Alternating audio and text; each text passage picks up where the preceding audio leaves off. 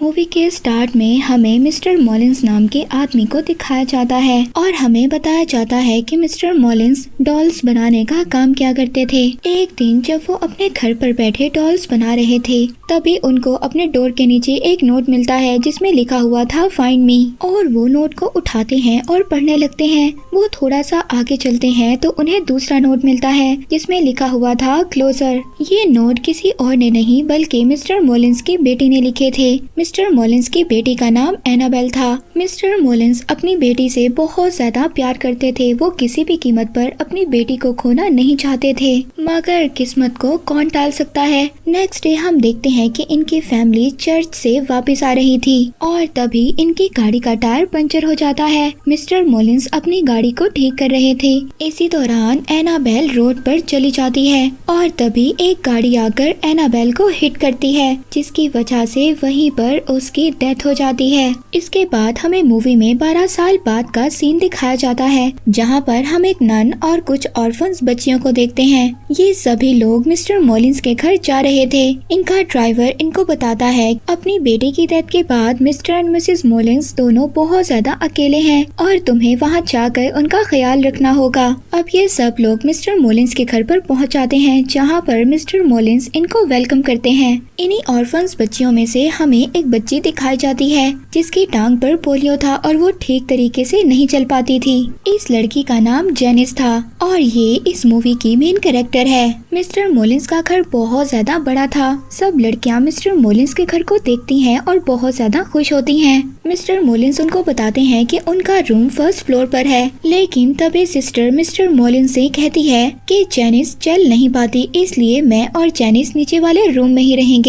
पर वहाँ पर मिस्टर मॉलिंस उनको एक ऑटोमेटिक चेयर दिखाते हैं जो उन्होंने अपनी वाइफ के लिए बनवाई थी। जेनिस उस चेयर पर बैठती है और बहुत ही आराम से ऊपर पहुंच जाती है, मगर तभी जेनिस के पीछे एक परछाई थी और वो परछाई फिर अचानक से गायब हो जाती है। सभी लड़कियां बहुत ज्यादा एक्साइटेड थी। वो लड़कियां रूम में आती हैं और सभी अपना बेड चूज करने लगती हैं। वहीं पर जेनिस रूम के बाहर देखती है जहां पर 5 साल, 6 साल और 7 साल लिखा हुआ था। तभी मिस्टर मॉलिंस जेनिस के पास आते हैं और उसे कहते हैं कि ये रूम हमेशा बंद रहेगा, इसको खोलने की कोशिश कभी मत करना। इसके बाद हम नन यानी के सिस्टर को देखते हैं जो अपने सामान को खोल रही थी। तभी वो वहाँ पर एक सीक्रेट विंडो को देखती हैं जिसके अंदर लिफ्ट लगी हुई थी।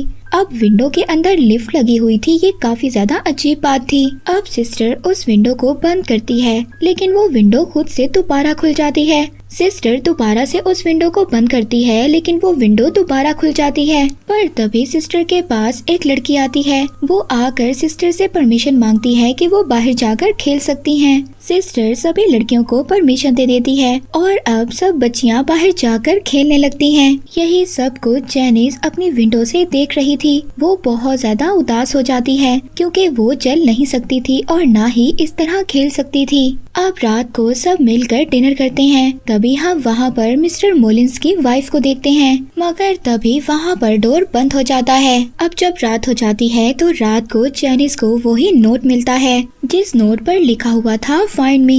ये एग्जैक्ट बिल्कुल वैसा ही नोट था जैसा मिस्टर मॉलिंस की बेटी एनाबेल उनको दिया करती थी, मगर एनाबेल तो मर चुकी थी। और ये फिर कौन था जो जेनिस को ये नोट लिख रहा था। जेनिस उसी नोट को फॉलो करते हुए उस रूम तक पहुंच जाती है जिस रूम में मिस्टर मॉलिंस ने उसको जाने से मना किया था। जेनिस अब उस रूम में आ जाती है जहां पर वो देखती है कि बहुत सारी डॉल्स पड़ी थी और वहीं पर एक छोटा सा डॉल हाउस भी था जो कि बिल्कुल कॉपी था मिस्टर मॉलिंस के हाउस जैसा। और तभी जेनिस को उस घर से एक चाबी मिलती है। ये चाबी दरअसल वहाँ पर पड़ी हुई कबर्ड की थी। जेनिस उस चाबी को उठाती है और कबर्ड को खोल लेती है। यहाँ पर एनाबेल की डॉल पड़ी हुई थी।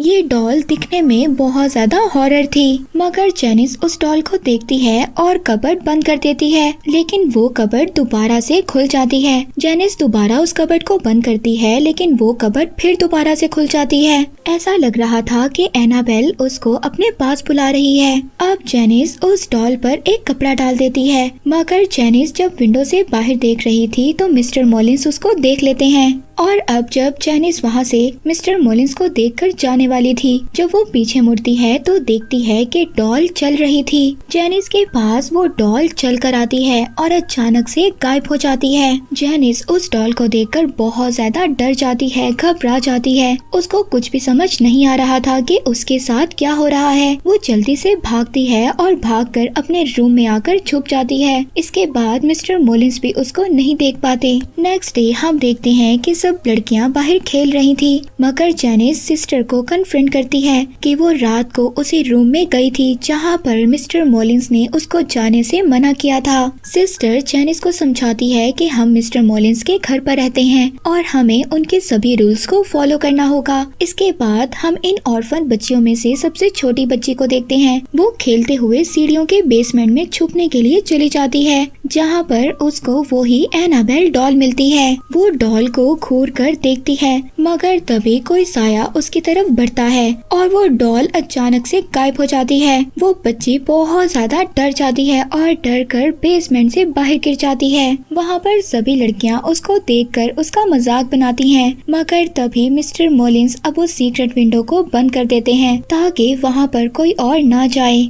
इसके बाद रात हो जाती है। रात को हम दो लड़कियों को देखते हैं जो अपने ऊपर चादर लेकर टॉर्च लेकर बातें कर रही थी कि मिस्टर मॉलिंस की वाइफ कितनी ज्यादा अजीब है। वो पूरा दिन बेड पर रहती हैं और रात को शिकार करने के लिए निकल जाती हैं। अब जैसे ही ये बातें कर रही थी, मगर तभी इनको यहाँ पर आवाज आती है किसी के चलने की। ये दोनों ये समझ रही थी कि शायद मिस्टर मॉलिंस की ये आवाज है, मगर तभी अचानक से इनकी टॉर्च बंद हो जाती है और एक बहुत ही डरावना साया इनको अपनी तरफ खींचता है, जिसकी वजह से ये बहुत ज्यादा डर जाती हैं और चीखती हैं। इन दोनों के चीखें सुनकर यहाँ पर सभी लोग आ जाते हैं। इन दोनों लड़कियों में से एक लड़की मिस्टर मॉलिंस से कहती है कि मैंने आपकी वाइफ को देखा है। मिस्टर मॉलिंस कहते हैं कि ऐसा पॉसिबल ही नहीं हो सकता, क्योंकि उनकी वाइफ तो कभी चल ही नहीं सकती। इसके बाद हम देखते हैं कि सिस्टर मिसेस मॉलिंस के रूम में जाती है उनकी बेटी की डेथ का अफसोस करने।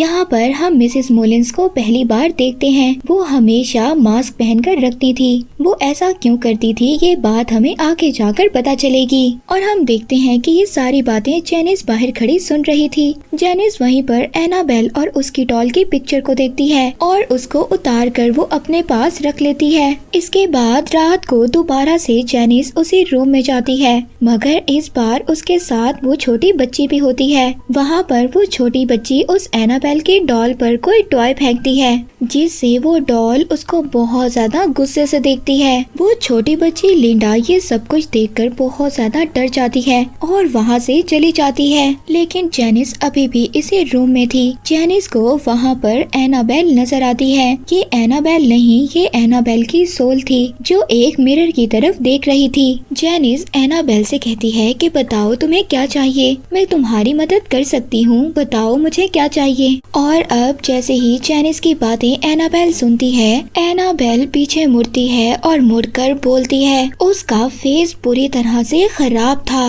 वो अजीब सी हॉरर सी सोल में बदल गई थी। वो जैनिस से कहती है कि मुझे तुम्हारी आत्मा चाहिए। जैनिस बहुत ज्यादा डर जाती है। वो यहाँ से भागने की कोशिश करती है। वो अपनी उसी ऑटोमेटिक चेयर पर बैठती है और नीचे जाने लगती है, मगर वो चेयर दोबारा से ऊपर आ जाती है और अब वो शैतान जैनिस को ऊपर से नीचे फेंक देता है। अब इसी तरह सुबह हो जाती है। सुबह को मिस्टर मॉलिंस जैनिस का इलाज करवाते हैं। जैनिस सिस्टर को बताती है कि इस घर में कोई शैतान है जो मुझे मारने की कोशिश कर रहा है, क्योंकि मैं सबसे ज्यादा कमजोर हूँ। मेरी सोल सबसे ज्यादा वीक है। सिस्टर जैनिस को समझाती हैं कि तुम्हारी बॉडी जरूर वीक है, लेकिन तुम्हारी सोल बिल्कुल भी वीक नहीं है, वो हमसे भी ज्यादा स्ट्रॉन्ग है। इसके बाद हम देखते हैं कि रात को लिंडा को उसी रूम से आवाज आती है। वो उसी रूम के पास जाती है और पास जाकर वो बाहर ही से देखती है। वो देखती है कि वो डॉल चेयर पर बैठकर झूले ले रही थी। ये बहुत ज्यादा अजीब था। वो बहुत ज्यादा डर जाती है, मगर लिंडा फिर भी देखना चाहती थी क्या इस रूम में वाकई ही कोई शैतान है। वो अपनी टॉय गन से एक रस्सी बांधती है और उस रूम की तरफ करती है, मगर तभी वो शैतान उसकी वो टॉय गन छीन लेता है। लिंडा बहुत ज्यादा डर जाती है और डर कर अपने बेड पर जाकर छुप जाती है और वो शैतान वहाँ पर आता है और अपनी डॉल लेकर चला जाता है। नेक्स्ट मॉर्निंग एक और अजीब सी बात होती है। सिस्टर एनाबेल को बाहर लेकर घूमने जाती है, मगर तभी वो सिस्टर अचानक से शैतान में बदल जाती है और वो जेनिस को ले जाकर एक स्टोर रूम में फेंक देती है और वहाँ पर बंद कर देती है। जेनिस को वहाँ पर एनाबेल नजर आती है। एनाबेल जेनिस के अंदर अपना सारा खून फेंक देती है, यानी कि जो स्पिरिट अभी तक एनाबेल की शक्ल में नजर आ रही थी वो अब जेनिस के अंदर जा चुकी थी। सभी लोग जेनिस की जब चीखें सुनते हैं तो वहाँ पर आ जाते हैं, मगर जेनिस सबको ये दिखा रही थी कि वो बिल्कुल नॉर्मल है, क्योंकि अब वो शैतान जेनिस के अंदर जा चुका था। नेक्स्ट डे मिस्टर मोलिन्स लिंडा के पास आते हैं। लिंडा मिस्टर मोलिन्स को सब कुछ सच सच बता देती है कि आपके मना करने के बावजूद जेनिस उस रूम में गई थी और उसने वहाँ से डॉल भी ले ली थी। ये सब बातें सुनकर मिस्टर मोलिन्स को बहुत ज्यादा गुस्सा आता है और वो घबरा भी जाते हैं। वो जल्दी से घर के अंदर जाते हैं, जहाँ पर जाकर वो देखते हैं वो डॉल चेयर पर बैठी थी और साथ ही वहाँ पर उनको अब एक नोट भी मिलता है जिसमें लिखा हुआ था कि डैडी मैंने आपको ढूंढ लिया है। पर तभी वहाँ पर मिस्टर मोलिन्स को जेनिस भी नजर आती है।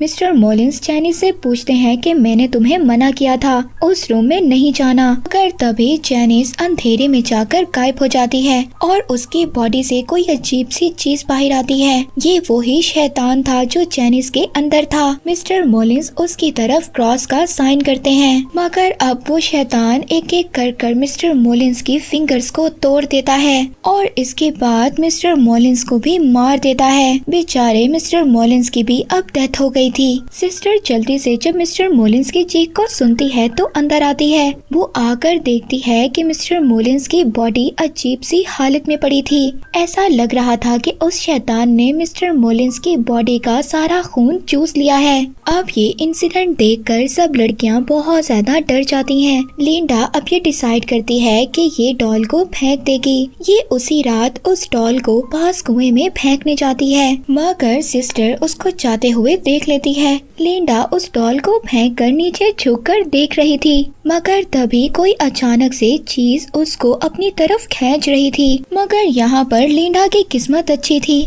सिस्टर आती है और उसको बचा लेती है। लिंडा और सिस्टर दोनों भागकर घर के अंदर आती हैं, जहाँ पर वो देखती हैं कि जेनिस गायब थी और डॉल बेड पर पड़ी हुई थी। सिस्टर को कुछ भी समझ नहीं आ रहा था कि इस घर में क्या हो रहा है।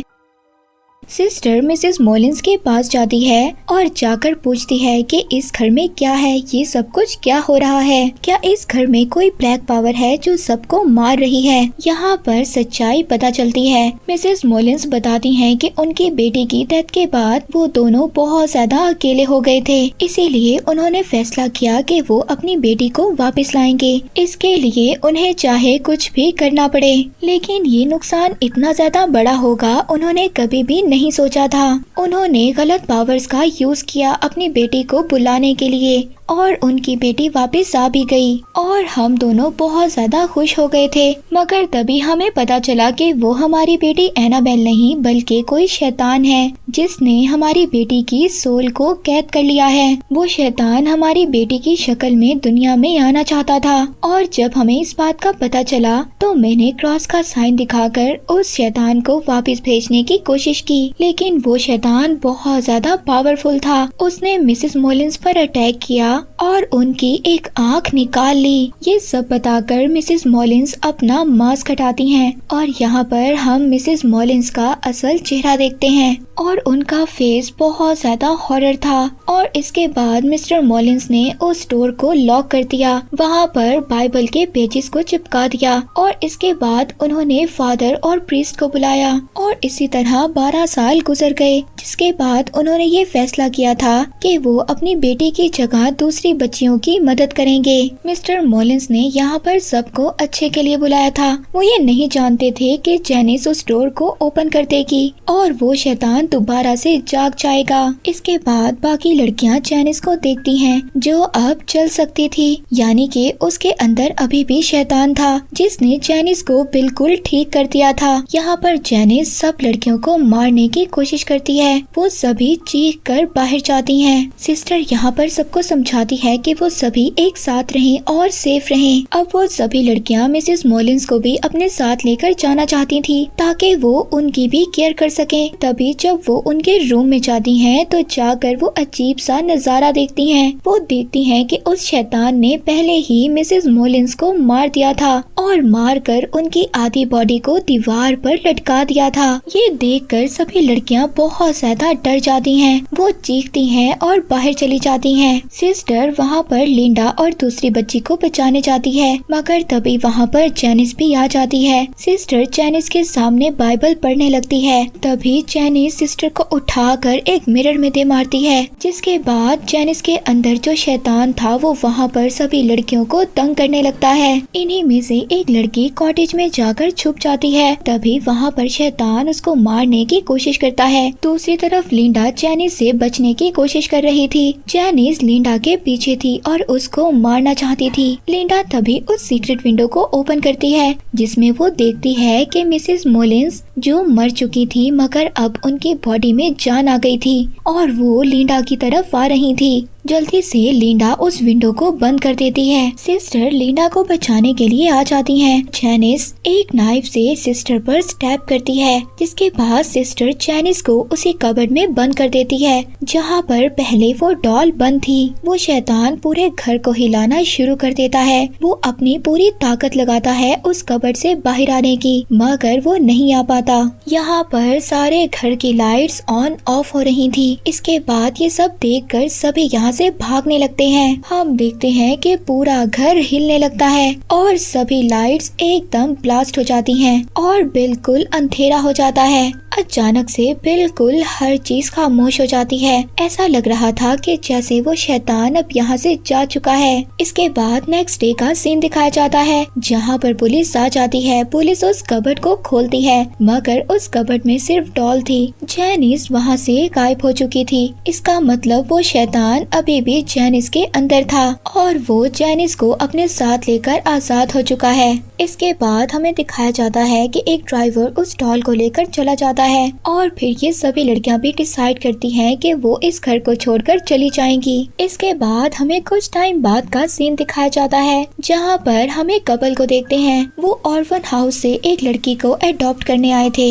और ये लड़की कोई और नहीं जैनिस थी, जिसका पाँव भी बिल्कुल ठीक हो चुका था। इसका मतलब अभी भी शैतान उस जैनिस के अंदर था। हमें इसके बाद जैनिस को बड़ा होते हुए दिखाया जाता है। 12 साल बाद हम देखते हैं कि जैनिस अब बड़ी हो चुकी है। उसके पेरेंट्स को उसकी आवाज सुनाई देती है। उसके फादर जैनिस को चेक करने के लिए जाते हैं, मगर तभी वो अपने फादर का गला काट देती है और इसके बाद वो अपनी मदर को भी मार देती है। और यही आवाजें सुनकर इनकी नेबर जाग जाती है और इसी के साथ ये मूवी यहीं पर एंड हो जाती है।